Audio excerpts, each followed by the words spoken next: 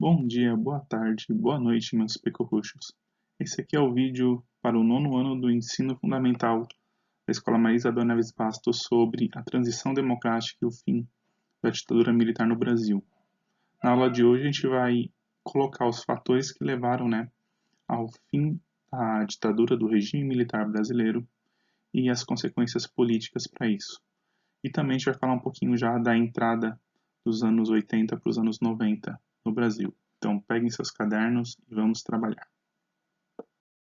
Primeira coisa que tem que ficar claro é que durante todo o período ocorreu ataques ao regime. O regime militar brasileiro ele não passou imune, ele não conseguiu acabar com toda a sua oposição. Então, durante todos os mais de 20 anos de ditadura militar, a gente teve denúncias constantes sobre prisões arbitrárias, ou seja, prisões que não tinham mandato, por exemplo, e também sobre torturas. A tortura, ela é a forma mais terrível de interrogatório. Você vai causar violência física ou mental na pessoa para ela dar informações. Os militares afirmaram a justificativa, dos militares com relação à tortura, quando perguntados, inclusive hoje em dia, que a tortura ela é permitida em situações de guerra. Eu fico imaginando qual é a guerra de 20 anos que estava acontecendo no Brasil que a gente não percebia. Essa guerra secreta contra o comunismo era a desculpa do regime para poder se manter no poder. E por causa disso, muita gente desapareceu nesse país. Outra questão interessante é o que a gente pode classificar como grupo terrorista na época. Muitos estudantes se organizavam em grêmios e estudavam maneiras de protestar contra o regime e, inclusive, fazendo atentados. Quando eu falo atentado, vai variar de violência e de força enormemente. Desde você pichar um muro escrito abaixo a ditadura, até você sequestrar um diplomata ou assaltar um banco. Você vai ter muito desse tipo de ação ocorrendo com jovens que estavam com as portas fechadas porque eles não tinham como entrar no processo político de outra maneira. Lógico que os militares vão reagir com extrema violência, porque afinal de contas o terrorismo é violento. Então, não se justifica a ação violenta de nenhum dos lados. E por fim, sim, havia pessoas de orientação comunista no Brasil se articulando contra o governo. Temos exemplos como a guerrilha do Araguaia. Você tem o braço armado do PDT, que vai ter, por exemplo, a Dilma Rousseff, que vai ser futuramente a presidenta do Brasil, mas ela vai estar nesses grupos de orientação comunista e que eram completamente ilegais no momento. Quando não há espaço para o diálogo democrático, quando não há espaço para, para a conversação, o debate das ideias e a tolerância sobre o pensamento do outro, é lógico, pensamento ético, não pensamento antiético. Pensamento antiético, você não precisa ser tolerante. Mas enquanto houver isso, você não tem terrorismo. Você não tem grupos antigoverno. Ou seja, há uma situação dupla. Os militares até, vamos dizer assim, viam, abre aspas, com bons olhos esse tipo de situação, porque afinal de contas justificava suas ações.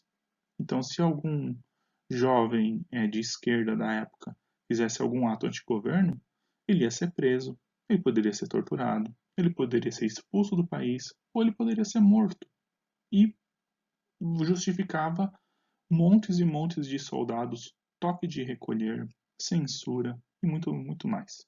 Então, sim, você vai ter no Brasil, durante todo o período, o pessoal reclamando dos militares, que quando entraram no poder, prometeram ficar poucos anos, e ficaram mais de 20.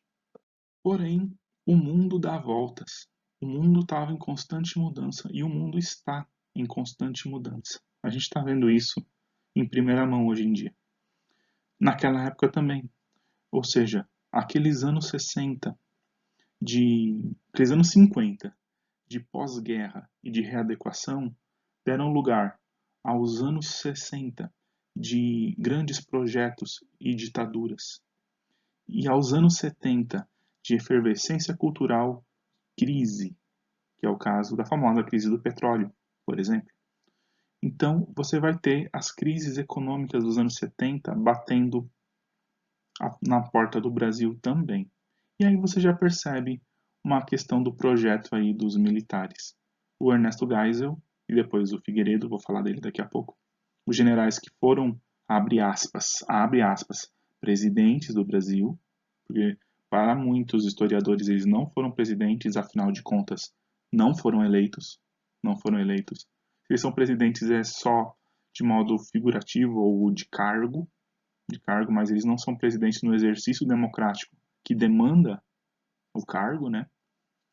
Enfim, o general Ernesto Geisel, que era o presidente do Brasil, ele já sinaliza que haverá abertura. Ele fala uma abertura lenta, segura e gradual. O objetivo é claro, manter a gente próximo dos Estados Unidos e longe da União Soviética no jogo da Guerra Fria. Essa é a postura deles o tempo todo. Lembrando que o próprio golpe de 64 tem um componente estadunidense, sim. Temos algumas evidências bem claras de envolvimento disso, de apoio, no mínimo. No mínimo, tem apoio moral dos Estados Unidos endossando o nosso golpe. Então, você vai ter um aumento de preços, você vai ter inflação, você vai ter crise no Brasil. E aí os militares começam a querer largar o osso. É simples, eles não querem o problema para eles. Então, eles vão avisando, né, que será possível fazer a redemocratização. Um sonho já dos brasileiros, que já estão desde há 10 anos, né? Há 10 anos numa ditadura. 10 anos, minhas crianças. Pensem nisso. 10 anos já de ditadura. E ele fala, não, vai ter uma...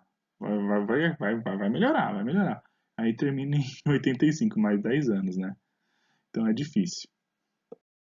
Um exemplo interessante com relação a essa ideia da política de abertura é a questão do jornalista Vladimir Herzog.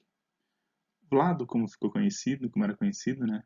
Ele era um jornalista que colocava-se, né, com relação, posicionava-se, né, contra o regime e tudo mais. Ele foi preso, torturado e morto. Porém, quando fotos dele foram divulgadas, nas fotos ele aparecia enforcado, indicando suicídio. Na foto fica claramente indicado que ele não se matou. E ficou-se, né, um imbróglio na época. Os militares dessa banda que já estava querendo a reabertura, eles não só admitiram como puniram parcialmente aí os torturadores do Vlado. E ele virou um exemplo, né? Virou um mártir da luta contra o regime e tudo mais. Tanto que tem até um prêmio de jornalista, um prêmio de jornalismo chamado Prêmio Vladimir Herzog. Então isso aí é uma, abre aspas, boa vontade dos militares, indicando que havia um racha interno, que havia um grupo de militares apoiando a reabertura e um grupo de militares indo contra a reabertura. E chegamos nos anos 80, estamos na beiradinha dele, né? Que é em 1979, onde você tem greves no Brasil. Mas, professor, você vai me perguntar, né? Professor, mas era proibido aglomeração, era proibido greve, era proibido essas coisas. Os militares pegavam, eles pegavam. Porém, o pessoal fazia do mesmo jeito, porque havia muita crise. Vocês não fazem ideia de como uma crise econômica naquela época do século XX era complicada. Havia muita pobreza, havia desemprego, parques industriais estavam correndo risco de fechar. Então, você tem uma urgência. Os sindicatos brasileiros vão se mexer, por exemplo. Vai ter uma greve geral, inclusive, greve nacional, puxada aqui pela Zona Leste de São Paulo, pelo ABC Paulista, ali também. Então, nesse contexto, entra o João Batista Figueiredo como presidente, né? Mais um ditador, mais um general, né? Como chefe de Estado. Vamos usar chefe de Estado.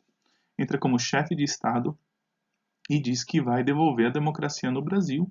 Olha só, vai trazer de volta o, o processo democrático. E isso é uma coisa muito positiva.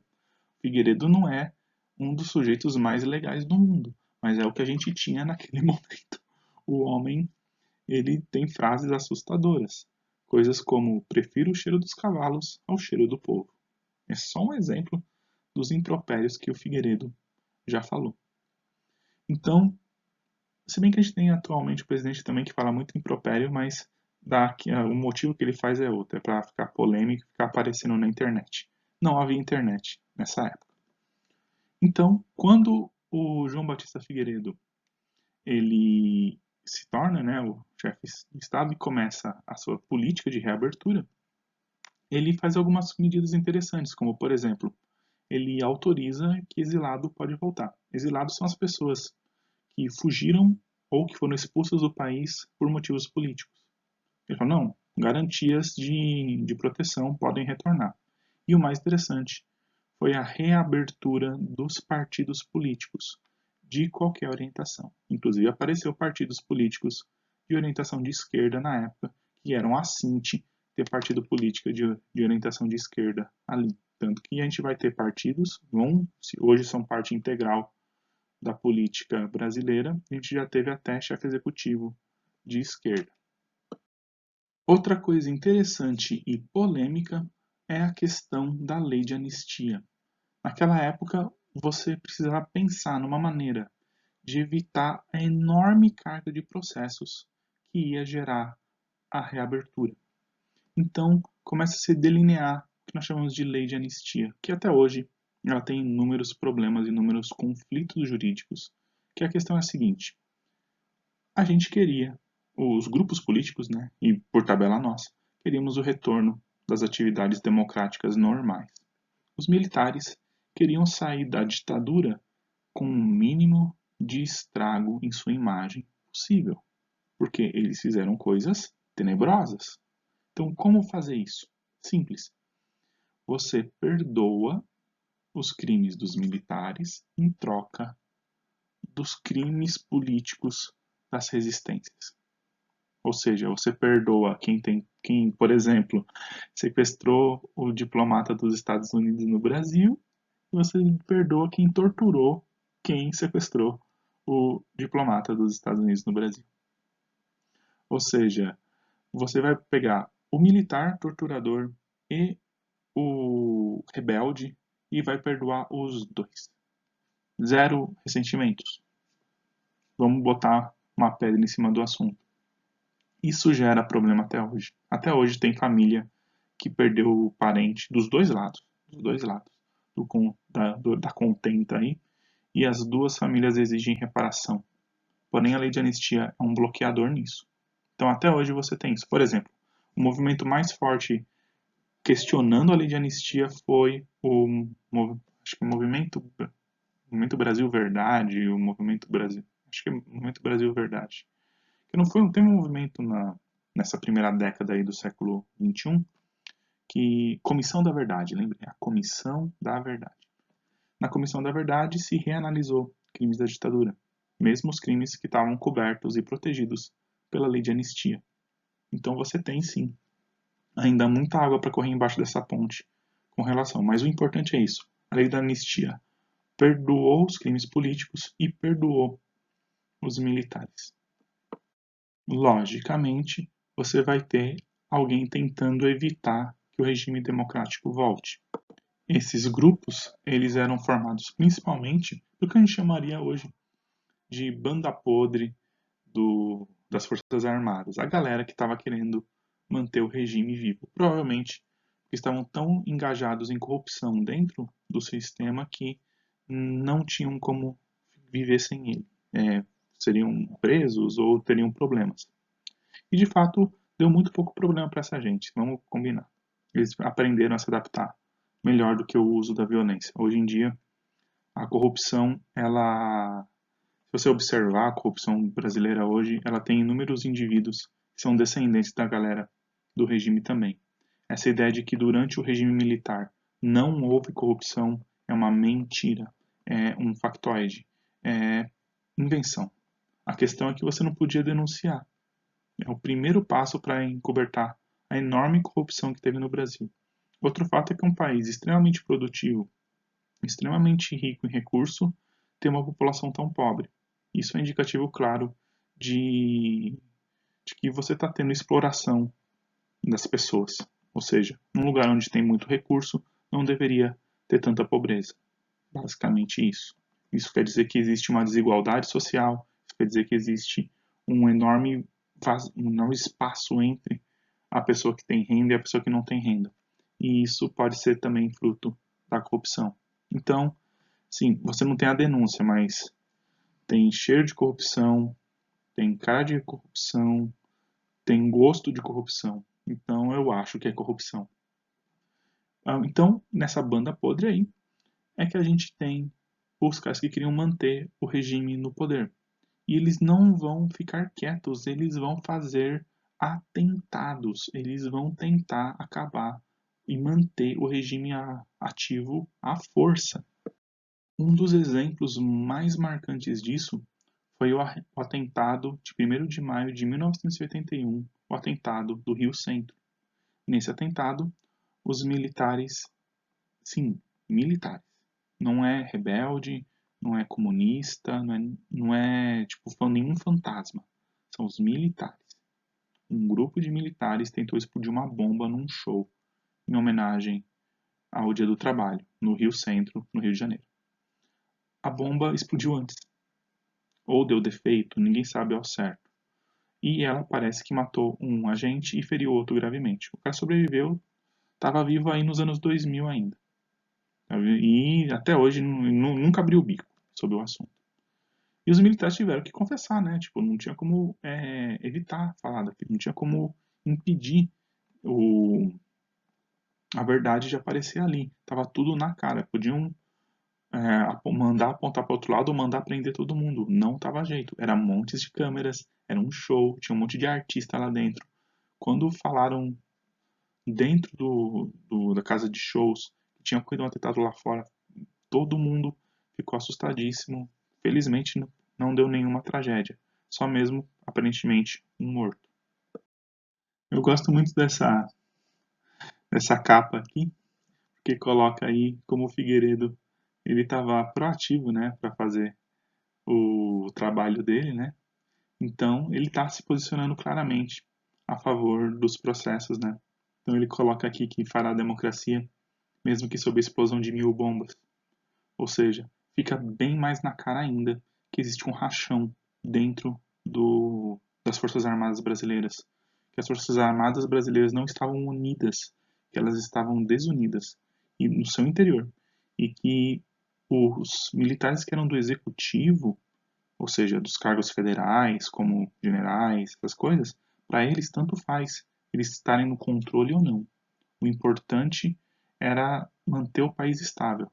Já para os militares, talvez em nível regional, por exemplo, Rio de Janeiro, manter o regime era muito mais lucrativo para eles. Lucrativo, entenderam? Ou seja, a gente tem quase que uma espécie de feudalismo, se é que vocês me entendem. A gente tem uma regionalização do regime, de certo modo. Então, o sistema todo estava começando a ruir, desmoronar. Era necessário velocidade. Então, o Congresso Nacional tinha que trabalhar. Uma coisa que é muito difícil de fazer, se é que vocês me entendem, fazer os políticos trabalharem. Mas nos anos 80, eles estavam razoavelmente motivados, porque eles estavam, abre aspas, sem emprego já há um tempo. E aí vem ele, o movimento Diretas Já. O movimento Diretas Já foi uma grande movimentação popular e política principalmente, de pedido de um projeto de lei para que as eleições voltassem. Então, cria-se um enorme, o slogan, né? Slogan de eleições diretas. Nesse momento, direita e esquerda, ó, deram as mãozinhas, tá?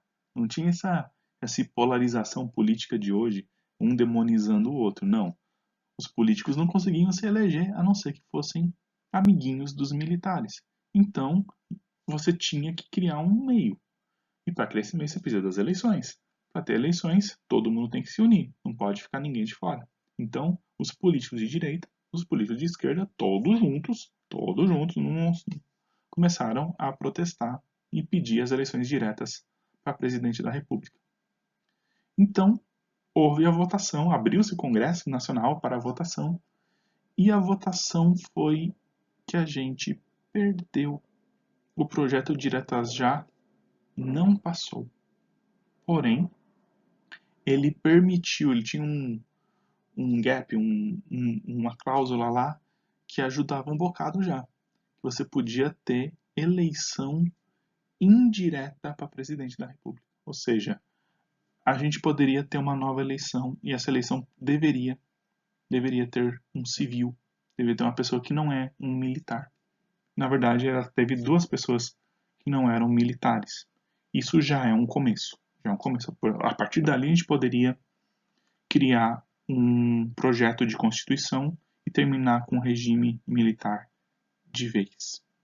Isso já era um grande progresso. O Diretas Já é muito famoso pelo projeto das eleições para presidente, porém, não esqueçam, ele não passou.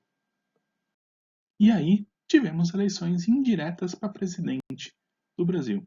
Os candidatos seriam Paulo Maluf, o famoso Paulo Maluf, político que está por aí, se não me engano ainda está vivo esse cidadão aí, já foi preso algumas vezes aí por corrupção. Ele era o candidato dos militares, foi governador do estado de São Paulo durante o regime militar,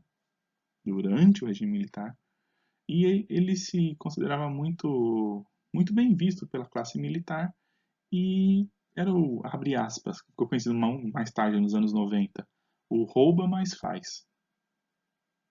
E do outro lado, Tancredo Neves. Se você achou que soa familiar o nome, eu te explico. Esse senhor era, né, o avô do Aécio Neves, que disputou com a Dilma Rousseff nas eleições em que ela foi presidenta e reeleita. Então, o Tancredo, ele político bem de centro assim, sabe? Um cidadão bem de centro, um cara que flertou com Getúlio Vargas, que flertou com o regime, mas também é um cara da luta democrática. Ele vai entrar é o melhor possível que dá para colocar. Não dá para colocar alguém de esquerda numa eleição indireta para presidente, o cara ia perder. Então, colocam o Tancredo que entra para poder se tornar o novo chefe do executivo. Ele ganha a eleição. Ele ganha a eleição de 1985. Para muitos historiadores, esse é o momento do fim da ditadura militar. O momento de 1985. Porque aí você tem um civil, você tem um cidadão, você não tem um cara com cargo militar, exercendo o cargo militar na presidência da República. Então, o Tancredo assume o cargo. Ou não. Nas vésperas da posse para presidente da República, o Tancredo Neves é internado. E aí vem a grande questão. No dia 21 de abril, dia de Tiradentes, justamente o Tancredo Neves era um político mineiro, e aí no dia do Tiradentes, o homem morre. Ele morre. Eu era uma criança na época, não lembro, mas a nação toda chorou aquilo ali. Muito por medo, muito por medo, porque a, a ideia política no Brasil estava renascendo, a gente estava ainda com dificuldades para entender e compreender o que teria que ser feito, né?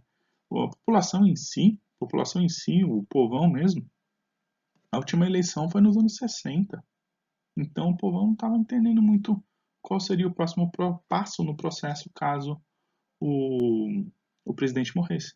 O vice-presidente assumiria ou os militares voltariam? É isso o nosso grande medo naquele momento histórico. O retorno dos militares, falando, olha só, nem é como se os céus dissessem que não é para ter presidente. Porém, a gente teve um presidente. O vice-presidente assumiu. Vivo dizendo para vocês, olho no vice-presidente. O vice-presidente no Brasil, ele sempre é importante. Como eu disse numa aula por aí, O que seria do Marechal Deodoro sem o Floriano Peixoto? O que seria do Jânio Quadros sem o João Goulart? O que seria da Dilma Rousseff sem o Temer? Ou seja, o que seria do Tancredo Neves sem o José Sarney? Então, o José Sarney assume a presidência e ele já inicia os novos processos para a Constituição. Então, ele assumiu em 85. Em 1988, nós já temos uma nova Constituição e nessa nova Constituição já está estabelecido tudo direitinho. Está estabelecido que teríamos eleições presidenciais em 1990, ou seja, poucos anos depois. Dava para aguentar. E aí cá estamos nós, no finalzinho dos anos 80, a Guerra Fria tinha acabado de acabar, a União Soviética se desfragmentava para formar a Federação Russa, o Muro de Berlim caía, então estamos num momento de transição e o nosso presidente é um velho político da velha guarda, é o José Sarney. Então, tenta-se várias medidas econômicas para evitar a terrível inflação. A inflação que existe hoje, ela não é nada comparada aos surtos de inflação que a gente vai ter no final dos anos 80 e durante os anos 90. Outra coisa importante aqui, como eu já falei, ele vai fazer a redemocratização, ele vai trazer para a Constituição brasileira o nosso modelo presidencialista. Tanto que um dos apelidos da Constituição brasileira daquela época, a Constituição de 1988, é Constituição Cidadã. E, por fim, a gente vai ter a reafirmação dos direitos trabalhistas, que estavam bem detonadinhos, estão com dificuldade de fazer a coisa toda funcionar. Então, para uma sociedade neoliberal que estava chegando para a realidade brasileira, então os direitos trabalhistas começam a surgir com mais força, com mais eficiência. Porém, não se confundam, não é um período bom, não é um período de tudo resolvido, vamos nessa. Não. A gente tinha esperança. Nos anos 90, a primeira coisa que acontece nos anos 90, em 1990, é uma grande esperança da humanidade inteira, com o fim da Guerra Fria e aqui no Brasil, com a redemocratização. Porém, isso tudo vai meio que por terra por causa das crises econômicas e também por causa de promessas, por exemplo, sobre ecologia que foram feitas e não foram cumpridas. É só um exemplo do que foi desestimulando o pessoal dos anos 90, que era muito esperançoso. Tinha assim um frescor nas ideias, havia uma vontade de ir contra o militarismo no mundo todo, que começa lá no movimento hippie. Mas é interessante como funciona nos anos 90. Eu vou fazer uma aula específica, a última aula do ano, vai ser mais ou menos sobre isso. E é isso, minhas crianças. Na próxima aula, a última aula do ano, vamos falar sobre as tendências do mundo no desenrolar dos anos 90 e também as tendências do mundo nos anos 2000. É uma aula de fechamento do curso, então vai ser mais simplesinha, porém vai ser bem direta. Então, nessa aqui a gente vai deixar alguns videozinhos interessantes para vocês e também a gente vai deixar uma perguntinha. Respondam direitinho, que é a atividade da quinzena, tá bom? Então, vão estudar, cuidem-se, usem máscara, usem álcool em gel e até mais.